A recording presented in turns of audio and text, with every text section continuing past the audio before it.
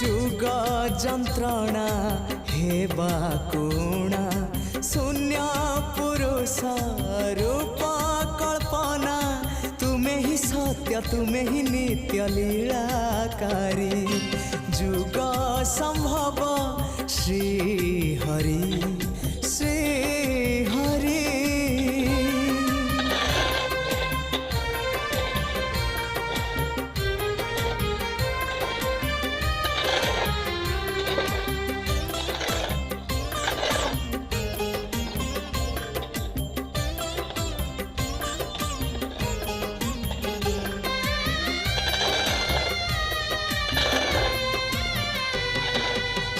क्षेत्रवासी हे ब्रह्मराशि श्री जगन्नाथ भक्त विलासी।